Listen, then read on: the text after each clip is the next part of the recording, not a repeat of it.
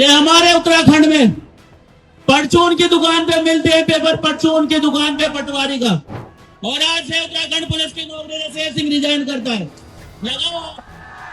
लगाओ हाथ आज के बाद अभिजीत भाई को, हम बताएंगे तुम्हें लोकतंत्र कैसे चलता है। ये उत्तराखंड पुलिस के कांस्टेबल शेर सिंह हैं। 24 जुलाई की शाम करीब 5:30 बजे सीजेपी ने एक्स पर एक वीडियो पोस्ट किया। उसमें कांस्टेबल शेर सिंह जंतर मंतर पर सीजेपी के मंच पर खड़े हुए हैं। उनके पास में अभिजीत दीपके भी खड़े नजर आ रहे हैं। मंच से शेर सिंह ने दावा किया कि उन्होंने उत्तराखंड पुलिस की नौकरी छोड़ दी है। अब वो हक की लड़ाई के लिए आंदोलन में शामिल होने आए हैं। उन्होंने उत्तराखंड की भर्ती व्यवस्था पर भी सवाल उठाए। कहा कि वहां पटवारी का पेपर परचून की दुकान पर मिलता है।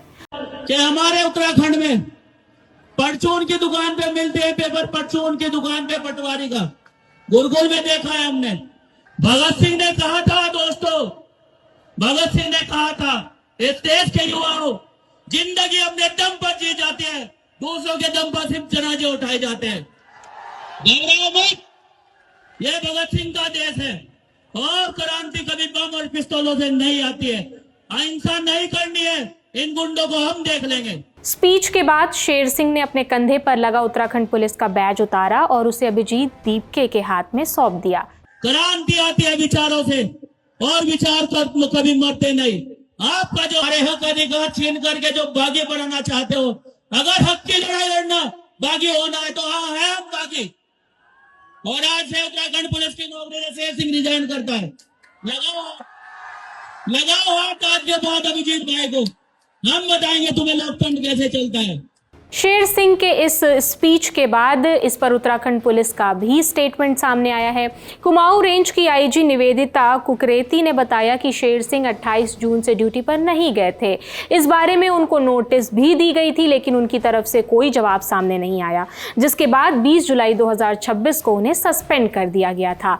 वर्तमान में एक कांस्टेबल शेर सिंह का छात्र आंदोलन में उकसाने वाले अनर्गल बयान जो है वायरल हो रहा है। उक्त कांस्टेबल के संबंध में अवगत कराना है कि उक्त कांस्टेबल 28 जून 2026 से अनऑथराइज्ड रूप से जनपद पिथौरागढ़ से एब्सेंट था। उस संदर्भ में एसपी पिथौरागढ़ द्वारा उसको नोटिस दिया गया था, जिसका जवाब न मिलने पर 20 जुलाई 2026 को उसको सस्पेंड कर दिया गया था।